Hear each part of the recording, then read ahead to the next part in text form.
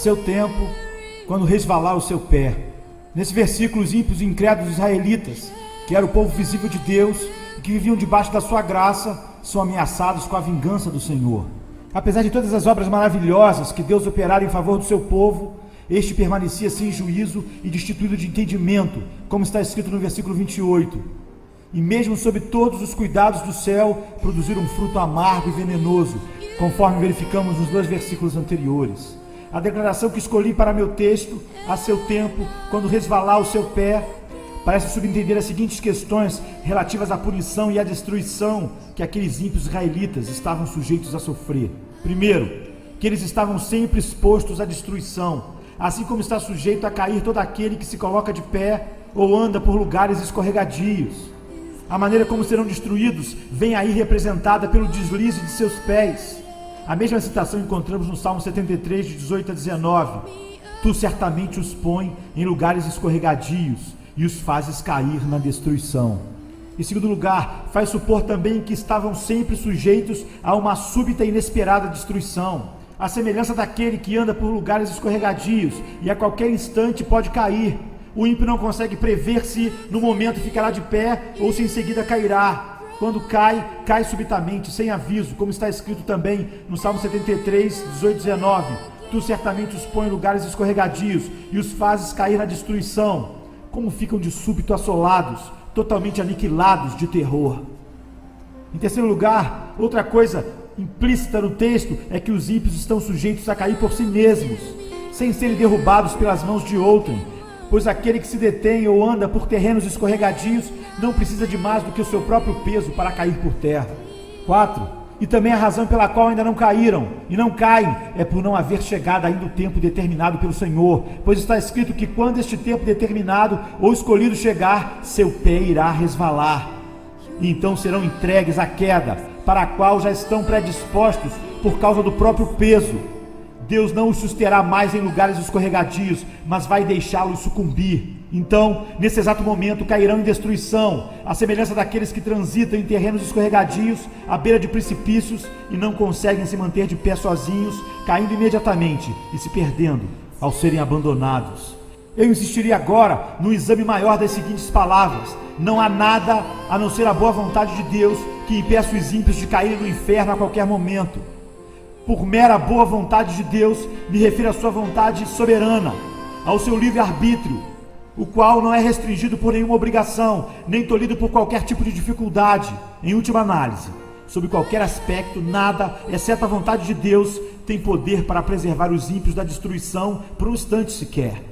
A verdade dessa observação transparecerá nas seguintes considerações. 1. Não falta poder a Deus para lançar os ímpios no inferno a qualquer momento. A mão dos homens não é suficientemente forte quando Deus se levanta. O mais forte deles não tem poder para resistir-lhe, e ninguém consegue se livrar de suas mãos. Ele não só pode lançar os ímpios no inferno, como pode fazê-lo com a maior facilidade. Muitas vezes, uma autoridade terrena encontra grande dificuldade em dominar um rebelde, o qual acha meios de se fortalecer e se tornar mais poderoso pelo número de seguidores que alicia. Mas com Deus não é assim. Não há força que resista ao seu poder. Mesmo que as mãos se unam e que enormes multidões de inimigos do Senhor juntem suas forças e se associem, serão todos facilmente despedaçados. São como um monte de palha seca e leve diante de um furacão, ou como grande quantidade de restolho perto de chamas devastadoras. Nós achamos fácil pisar e esmagar uma lagarta que se arrasta pelo chão. Achamos fácil também cortar ou chamuscar um fio de linho fino que segura alguma coisa. Então, é simples para Deus, quando lhe apraz, lançar seus inimigos no inferno profundo. Quem somos nós, que imaginamos poder resistir àquele ante cuja repreensão a terra treme e perante quem as pedras tombam? 2.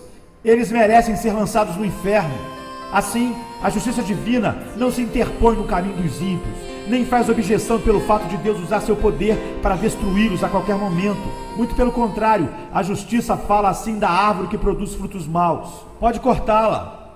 Para que está ela ainda ocupando inutilmente a terra? A espada da justiça divina está o tempo todo erguida sobre as suas cabeças, e somente a mão de absoluta misericórdia e a mera vontade de Deus podem detê-la. 3. Os ímpios já estão debaixo da sentença de condenação ao inferno. Eles não só merecem ser lançados ali, mas a sentença da lei de Deus, esse preceito de eterna e imutável retidão que o Senhor estabeleceu entre si mesmo e a humanidade, também se coloca contra eles, e assim os mantém. Portanto, tais homens já estão destinados ao inferno. O que não crê já está julgado.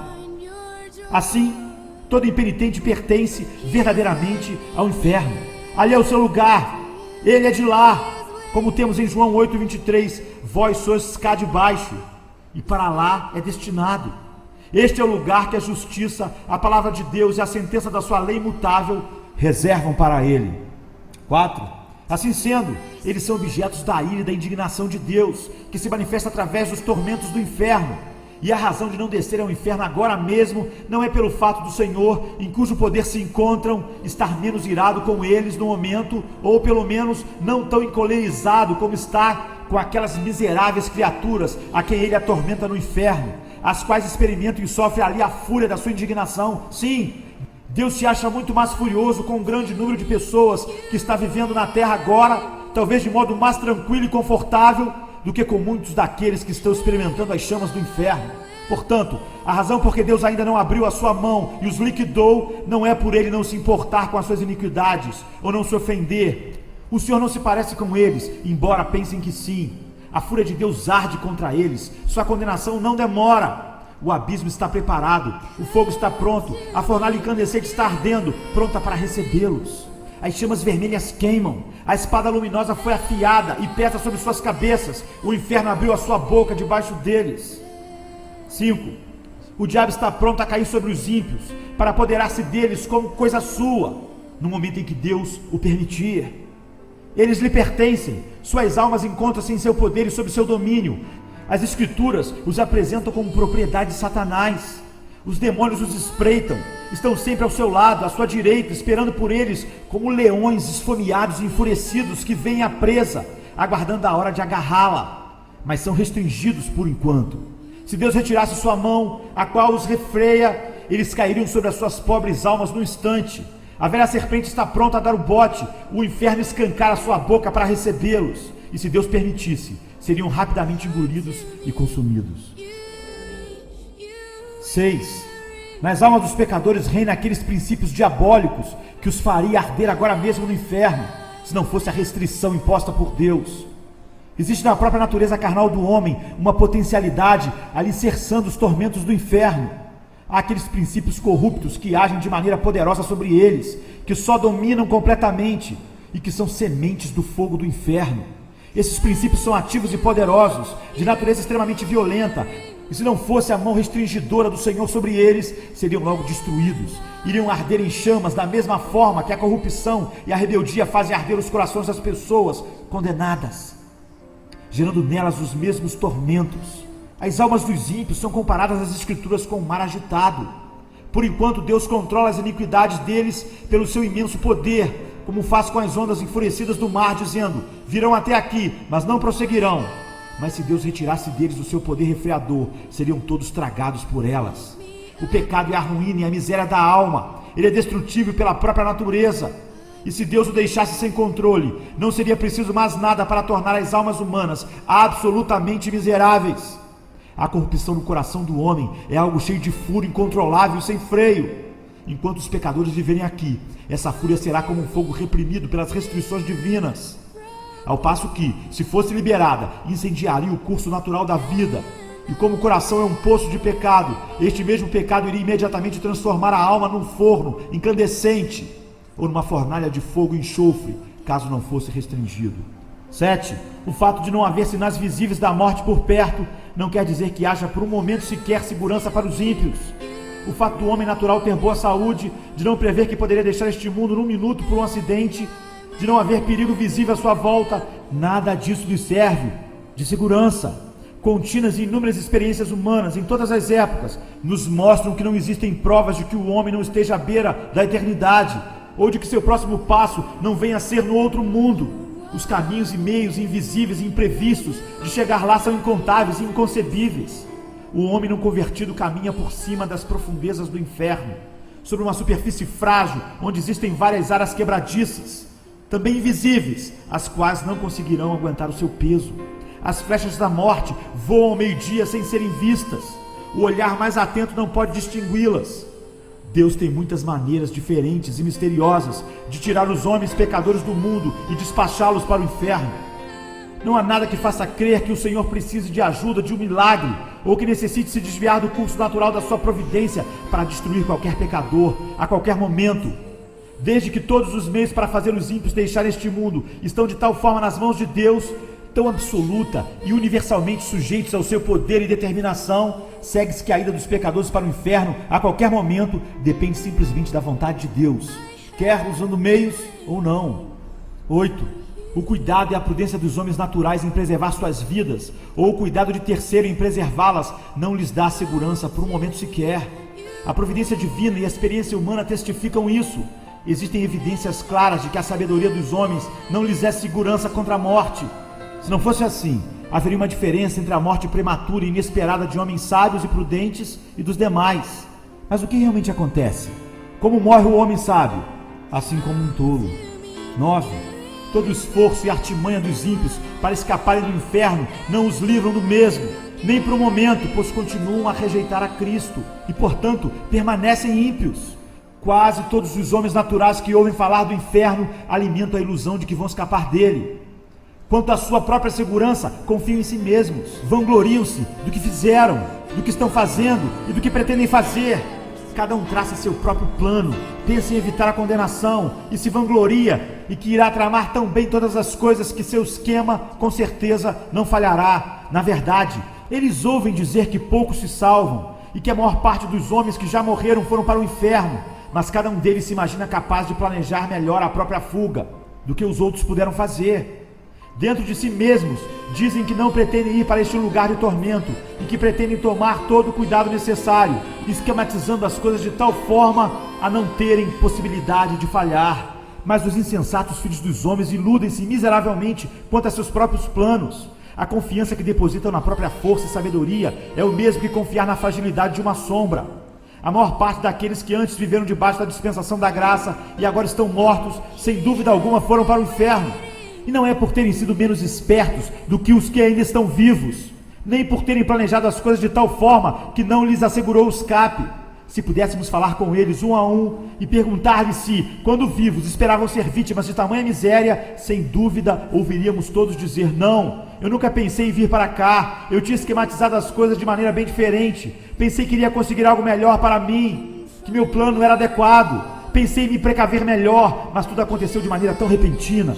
Não esperava por isso naquela época, e nem daquela maneira, mas tudo veio como um ladrão. A morte foi mais esperta do que eu, a ira de Deus foi rápida demais para mim.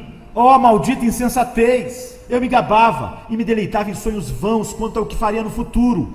E justamente quando eu mais falava de paz e segurança, me sobreveio uma súbita destruição. 10. Deus não se sujeita a nenhuma obrigação, nem a nenhuma promessa de manter o homem natural fora do inferno por um momento sequer. Ele não faz absolutamente nenhuma promessa de vida eterna, ou de libertação, ou de proteção da morte eterna, senão aquelas que estão contidas na aliança da graça, as promessas concedidas em Cristo, no qual todas as promessas são o sim e o amém. Mas obviamente os que não são filhos da aliança da graça não têm interesse na mesma, pois não creem em nenhuma das suas promessas e não têm o menor interesse no mediador desta aliança. Portanto, apesar de tudo que os homens possam imaginar ou pretender sobre a promessa da salvação, devido às suas lutas pessoais e buscas incessantes, deixamos claro e manifesto que qualquer desses esforços ou orações que se façam em relação à religião será inútil, a não ser que creiam em Cristo, o Senhor. De modo nenhum, Deus está obrigado a conservá-los fora da condenação eterna.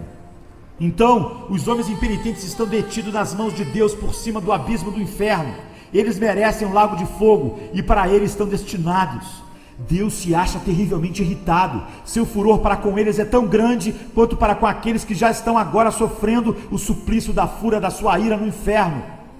Esses ímpios não fizeram absolutamente nada para abrandar ou diminuir sua cólera. Portanto, o Senhor não está de modo algum preso a qualquer promessa de livramento, nem por um momento sequer. O diabo espera por eles. O inferno já escancarou a sua boca para tragá-los. O fogo latente em seus corações agrava-se agora querendo explodir. E como continuam sem o menor interesse no mediador, não existem meios ao alcance deles que lhes possa dar segurança. Em suma, Eles não têm refúgio e nada onde se segurar. O que os retém a cada instante é a absoluta boa vontade divina e a clemência sem compromisso, sem obrigação de um Deus enraivecido. Essa mensagem pode despertar as pessoas não convertidas para o significado do perigo que estão correndo. Isso que vocês escutaram é o caso de todo aquele que não está em Cristo. Esse mundo de tormento, isto é, o lago de enxofre incandescente, está aberto debaixo dos vossos pés. Ali se encontra o terrível abismo de chamas que ardem com a fúria de Deus e o inferno com a sua imensa boca escancarada. E vocês não têm onde se apoiarem, nem coisa alguma onde se segurarem. Não existe nada entre vocês e o inferno, senão o ar, e só o poder e o favor de Deus podem vos suster. Provavelmente vocês não têm consciência dessas coisas. Acham que vão conseguir se livrar do inferno e não veem nisso tudo a mão de Deus. E olham as coisas ao seu redor, como o bom estado da vossa saúde física, os cuidados que tomam de vossas vidas e os meios que usam para a vossa própria preservação. Mas essas coisas não representam nada. Se Deus retirasse sua mão, elas de nada valeriam para impedir-vos a queda. Elas valem tanto como uma brisa tênue que tenta sustentar uma pessoa no ar. Vossas iniquidades vos fazem pesados como chumbo, pendentes para baixo, pressionados em direção ao inferno pelo próprio peso, e se Deus permitisse que caíssem, vocês afundariam imediatamente, desceriam com a maior rapidez e mergulhariam nesse abismo sem fundo. Vossa saúde, vossos cuidados e prudência, vossos melhores planos, toda a vossa retidão de nada valeriam para sustentar-vos e conservar-vos fora do inferno. Seria como tentar segurar uma avalanche de pedras com uma teia de aranha. Se não fosse a misericórdia de Deus, a terra não suportaria vocês por um só momento, pois são uma carga para ela. A natureza geme por causa de vocês. A criação foi obrigada a se sujeitar à escravidão involuntariamente por causa da vossa corrupção. Não é com prazer que o sol brilha sobre vocês, para que a sua luz vos ilumine para pecarem e servirem a Satanás. A terra não produz de bom grado os seus frutos para satisfazer vossa luxúria, nem está disposta a servir de palco à exibição das vossas iniquidades. Não é voluntariamente que o ar alimenta vossos corpos, mantendo viva a chama dos vossos corpos, enquanto vocês gastam a vida servindo aos inimigos de Deus. As coisas criadas por Deus são boas e foram feitas para o homem, para que por meio delas servisse ao Senhor. Não é com prazer que prestam serviço a outros propósitos e gemem quando são ultrajadas ao servirem objetivos tão contrários à sua finalidade e natureza. E a própria terra vomitaria vocês se não fosse a mão soberana daquele a quem vocês tanto têm ofendido. Eis aí as nuvens negras da ira de Deus pairando agora sobre vossas cabeças, carregadas por uma tempestade ameaçadora, cheia de trovões. Não fosse a mão restringidora do Senhor, elas arrebentariam imediatamente sobre vocês. A misericórdia soberana de Deus, por enquanto, refreia esse vento impetuoso. Do contrário, ele sobreviria com fúria, vossa destruição ocorreria repentinamente, e vocês seriam como palha dispersadas pelo vento. A ira de Deus é como grandes águas represadas que crescem mais e mais, aumentam de volume até que encontram uma saída. Quanto mais tempo a correnteza for reprimida, mais rápido e forte será o seu fluxo ao ser liberada. É verdade que até agora ainda não houve um julgamento por vossas obras mais. A enchente da vingança de Deus encontra-se represada. Mas por outro lado, vossa culpa cresce cada vez mais. E dia a dia vocês acumulam mais e mais ira contra si mesmos. As águas estão subindo continuamente, fazendo sua força aumentar mais e mais. Nada, a não ser a misericórdia de Deus, detém as águas, as quais não querem continuar represadas e forçam uma saída. Se Deus retirasse sua mão das comportas, elas se abririam imediatamente, e o mar impetuoso de fúria e de ira de Deus iria se precipitar com furor inconcebível e cairia sobre vocês com poder onipotente. E mesmo que vossa força fosse 10.000 vezes maior do que sim, 10.000 vezes maior do que a força do mais forte e vigoroso diabo do inferno, não valeria nada para resistir ou deter a ira divina. O arco da ira de Deus já está preparado e a flecha ajustada em seu cordel. A justiça aponta a flecha para o vosso coração e estica o arco, e nada, senão a misericórdia de Deus, um Deus irado, que não se compromete e a nada se obriga, e impede que a flecha se embeba agora mesmo do vosso sangue. Assim estão todos vocês que nunca experimentaram uma transformação real em vossos corações pela ação poderosa do Espírito do Senhor em vossas almas. Todos vocês que não nasceram de novo, não foram feitos novas criaturas, ressurgindo da morte do pecado para um estado de luz e para uma vida nova, nunca experimentada antes. Por mais que vocês tenham modificado a conduta em muitas coisas e tenham possuído simpatias religiosas, e até mantido uma forma pessoal de religião com vossas famílias e em particular, indo à casa do Senhor, sendo até severos quanto a isso, mesmo assim vocês estão nas mãos de um Deus irado. Somente sua misericórdia vos livra de ser agora, neste momento, tragados pela destruição eterna. Por menos convencidos que vocês estejam agora quanto às verdades ouvidas, no porvir serão plenamente convencidos. Aqueles que já se foram e que estavam na mesma situação que a vossa, percebem que foi exatamente isso que lhes aconteceu, pois a destruição caiu de repente sobre muitos deles, quando menos esperavam e quando mais afirmavam viver em paz e segurança. Agora eles veem que aquelas coisas nas quais puseram sua confiança para obter paz e segurança eram nada mais que uma brisa ligeira e sombras vazias. O Deus que vos mantém acima do abismo do inferno vos abomina. Ele está terrivelmente irritado e seu furor contra vocês queima como fogo. Ele vê vocês como apenas dignos de serem lançados no fogo, e seus olhos são tão puros que eles não podem tolerar tal visão. Vocês são 10.000 vezes mais abomináveis aos seus olhos do que a mais odiosa das serpentes venenosas para os olhos humanos. Vocês o têm ofendido infinitamente mais do que qualquer rebelde obstinado ofenderia a um governante. No entanto, nada, a não ser a sua mão, pode impedir-vos de cair no fogo a qualquer momento. O fato de vocês não terem ido para o inferno a noite passada e de terem tido permissão para acordar ainda aqui neste mundo, depois de terem fechado os olhos ontem para dormir, atribui-se ao mesmo favor. Não existe outra razão porque vocês não foram lançados no inferno ao se levantarem pela manhã, a não ser o fato da mão de Deus ter vos sustentado. E não existe outra razão para que vocês não caiam no inferno neste exato momento. Ó pecador, pense no perigo terrível que se encontra. É sobre uma grande fornalha de furor, sobre um abismo imenso e sem fim, cheio de fogo da ira, que você está pendurado, seguro pela mão de Deus, cujo furor acha-se tão inflamado contra você, como contra muitas pessoas já condenadas no inferno. Você está suspenso por uma linha tênue, com as chamas da cólera divina lampejando à tua volta, prontas para atear em fogo e queimar-te por inteiro. E você continua sem interesse no mediador, sem nada onde se agarrar para poder se salvar, nada que possa afastar as chamas da cólera divina, nada de teu próprio, nada que tenha feito ou possa vir a fazer para persuadir o Senhor a poupar tua vida por um minuto sequer. Considere então mais detidamente vários aspectos dessa cólera que te ameaçam com tão grande perigo. Primeiro, a quem pertence essa ira? É a ira do Deus infinito. Se fosse somente a ira humana, mesmo a do governante mais poderoso, comparativamente seria considerada como coisa pequena. A ira dos reis é bastante temida, principalmente dos monarcas absolutos, que possuem os bens e as vidas de seus súditos inteiramente sob o seu poder, para serem usados quando bem entenderem. Como o bramido do leão é o terror do rei. O que lhe provoca a ira peca contra a sua própria vida. O súdito que enfurece esse tipo de governante arbitrário sofre os maiores tormentos que se possa conceber ou que o poder humano possa afligir. Porém, os maiores principados da terra, em toda a sua grandeza, majestade e poder, mesmo revestidos de seus grandes terrores, não são mais do que vermes débeis e desprezíveis que rastejam no pó quando comparados com o grande e todo-poderoso Criador dos céus e da terra.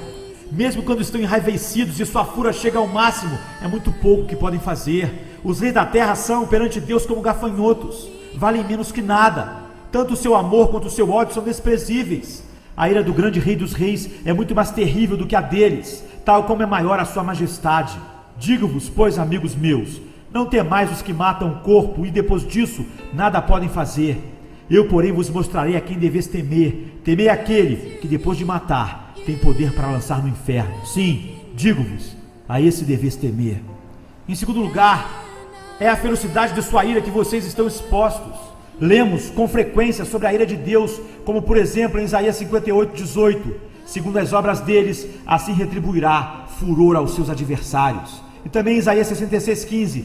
Porque eis que o Senhor virá em fogo, e os seus carros como um torvelinho, para tornar a sua ira em furor, e a sua repreensão em chamas de fogo. E assim é em muitos outros lugares da Bíblia. Lemos também em Apocalipse 19:15, o lagar do vinho do furor da ira de Deus Todo-Poderoso. Essas palavras são incrivelmente aterradoras. Se estivesse escrito apenas a ira de Deus, isso já nos faria supor algo bastante temível. Mas está escrito o furor da ira de Deus, ou seja, a fúria de Deus, o furor de Jeová. Oh, quão terrível deve ser esse furor! Quem pode exprimir ou conceber o que essas palavras contêm? Mas não é apenas isso que está escrito, e sim o furor da ira de Deus Todo-Poderoso. Essas palavras dão a entender que uma grande manifestação do seu poder onipotente vai acontecer. Através dela, ele infligirá aos homens todo o furor da sua ira. Assim como os homens costumam manifestar sua própria força através do furor da sua ira, a onipotência divina irá, da mesma forma, se enfurecer e se manifestar. Então, qual será a consequência de tudo isso? O que será do pobre verme que vier a sofrer todo este mal? Que mãos serão tão fortes e que coração conseguirá suportar tanto furor? Ah, que terrível, inexprimível, inconcebível abismo de miséria irá chegar à pobre criatura humana que será vítima disso tudo. Pensem bem, vocês que estão aqui agora e que permanecem em estado pecaminoso. O fato de Deus vir e efetivar o furor da sua ira torna implícito que ele infligirá esse castigo sem compaixão.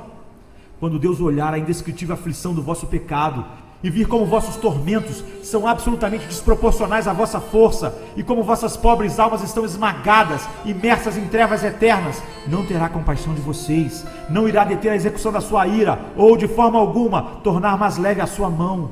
Nessa hora, Deus não usará de misericórdia para com vocês, nem conterá seu vento impetuoso.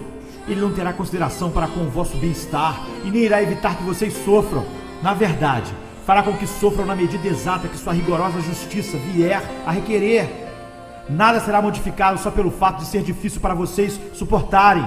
Pelo que também eu os tratarei com furor, os meus olhos não pouparão, não terei piedade, ainda que me gritem aos ouvidos em alta voz, nem assim os ouvirei. Deus está pronto agora a usar de compaixão com vocês. Hoje é o dia da misericórdia. Vocês podem clamar nesse instante e ter esperança de alcançar sua graça. Mas quando o dia da misericórdia passar, vosso lamento, o pranto mais doloroso, os gritos serão em vão. No que diz respeito ao vosso bem-estar, vocês estarão completamente perdidos e alienados de Deus. O Senhor não terá outra opção senão a de entregar-vos aos sofrimentos e à miséria.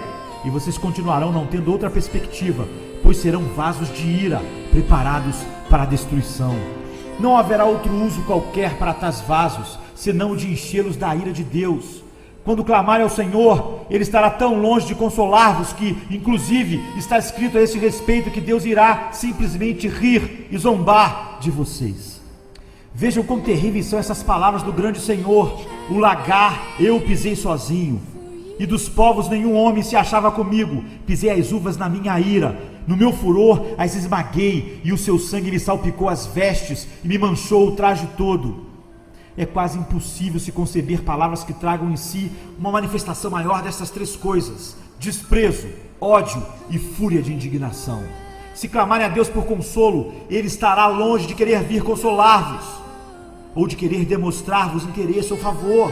Ao contrário, o Senhor simplesmente irá esmagar-vos sobre seus pés.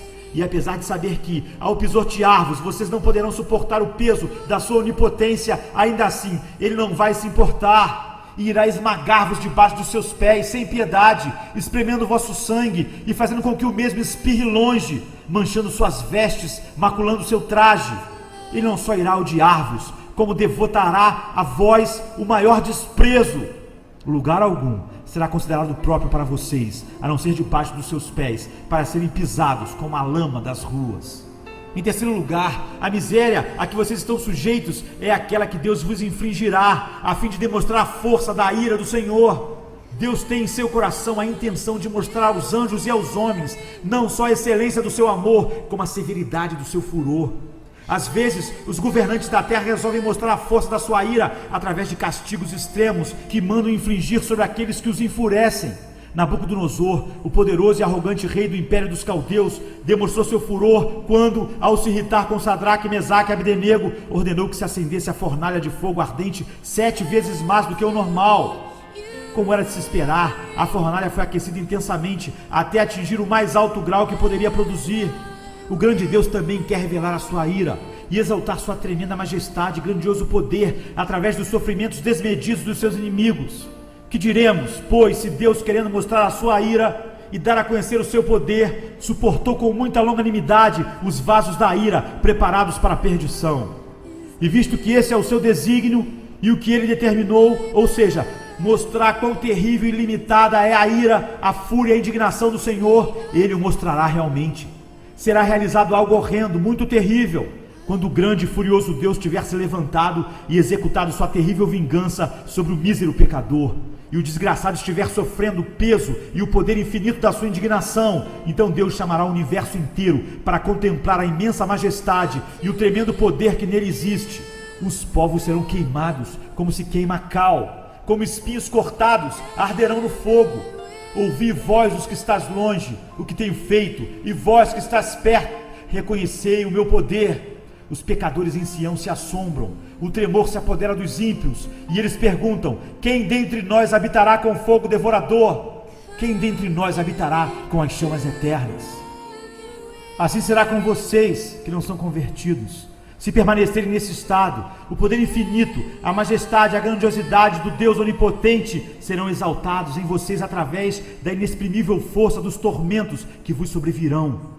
Vocês serão atormentados na presença dos anjos e na presença do Cordeiro. E quando estiverem nesse estado de sofrimento, os gloriosos habitantes do céu sairão para contemplar esse espetáculo horrendo e verão como é a fúria do Todo-Poderoso. E quando virem todas essas coisas, se prostrarão e adorarão seu grande poder e majestade. E será que de uma lua nova a outra, e de um sábado a outro, virá toda a carne a adorar perante mim, diz o Senhor. Eles sairão e verão os cadáveres dos homens que prevaricaram contra mim, porque o seu verme nunca morrerá, nem o seu fogo se apagará, e eles serão um horror para toda a carne. Em quarto lugar, é uma ira eterna. Já seria algo terrível sobre o furor e a cólera de Deus Todo-Poderoso por um momento, mas vocês terão de sofrê-lo por toda a eternidade. Essa intensa e horrenda miséria não terá fim. Ao olhar para o futuro, vocês verão à frente uma interminável eternidade de duração infinita que irá devorar os vossos pensamentos e assombrar vossas almas. E vocês irão se desesperar com certeza por não conseguirem nenhum livramento, termo, alívio ou descanso para tanta dor. Saberão também que terão de sofrer até a última gota por longos séculos, por milhões e milhões de anos, lutando e pelejando contra essa vingança inclemente e toda poderosa. Então, depois de passar por tudo isso, quando tantos séculos vos tiverem consumido, saberão que tudo não passa apenas de uma gota d'água quando comparado ao que ainda resta. Portanto, vosso castigo será, com certeza, infinito. Oh, quem poderia exprimir o estado de uma alma em tais circunstâncias? Tudo o que pudermos dizer sobre o assunto vai nos dar apenas uma débil e frágil visão da realidade. Ela é inexprimível, inconcebível, pois quem conhece o poder da ira de Deus? Que horrendo é o estado daqueles que diariamente, a cada hora, se encontram em perigo de sofrer tamanha ira e infinita miséria. Mas esse é o caso sinistro de toda alma que ainda não nasceu de novo, por mais moral, austera, sóbria e religiosa que seja. Queira a Deus vocês pensassem em todas essas coisas, sejam jovens ou velhos. Há razões de sobra para acreditar que muitos daqueles que ouviram o Evangelho certamente estarão expostos a esse tormento por toda a eternidade. Não sabemos quem são eles, nem o que pensam. Pode ser que estejam tranquilos agora, escutando esta mensagem sem se perturbarem muito, e que estejam até se gabando de que, no caso deles, conseguirão escapar. Se soubéssemos que dentre os nossos conhecidos existe uma pessoa, uma só, sujeita a sofrer tal tormento, como seria doloroso para nós encarar o assunto. Se conhecêssemos essa pessoa, sempre que a víssemos, uma tal visão seria terrível para nós. Iríamos todos levantar grande choro e prantear por sua causa. Mas infelizmente, em vez de uma pessoa só, é provável que muitos se lembrem dessas exortações somente no inferno. E inúmeras pessoas podem estar no inferno em breve tempo, antes mesmo do ano terminar. E aqueles que estão agora com saúde, tranquilos e seguros, podem chegar lá antes do amanhecer. Todos os que dentre vocês continuarem até o fim em estado natural pecaminoso e que conseguirem ficar fora do inferno por mais tempo, estarão lá também, em breve. Sua condenação não tardará, virá de súbito e provavelmente para muitos de vocês, de maneira repentina. Vocês têm toda a razão em se admirarem de não estar ainda no inferno. É o caso, por exemplo, de alguns conhecidos seus, que não mereciam o inferno mais do que vocês e que antes aparentavam ter possibilidade de estarem vivos agora tanto quanto vocês. Para o caso deles já não há esperança. Estão clamando lá em extrema penúria e perfeito desespero. Mas aqui estão vocês, na terra dos vivos, cercados pelos meios de graça, tendo a grande oportunidade de obter a salvação.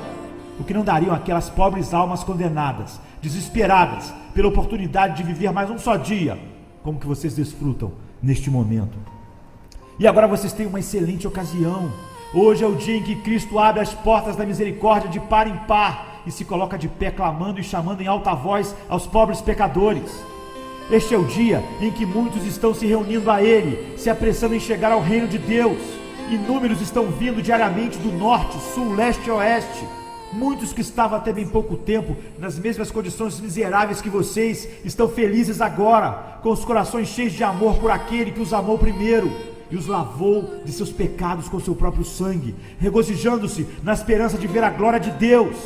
Como é terrível ser deixado para trás num dia assim, ver os outros se banqueteando enquanto vocês estão penando e se definhando, ver os outros se regozijando e cantando com alegria no coração, enquanto vocês só têm motivos para prantear por causa do sofrimento de seus corações e de lamentar por causa das aflições de vossas almas.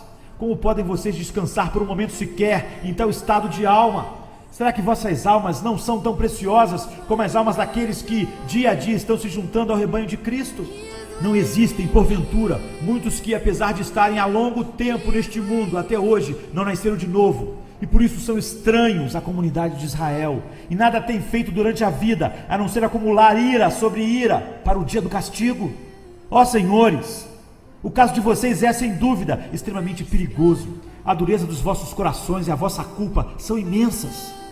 Acaso vocês não veem como geralmente pessoas de vossa idade são deixadas para trás na dispensação da misericórdia de Deus? Vocês precisam refletir e despertar do vosso sono, pois jamais poderão suportar a fúria e a ira do Deus infinito.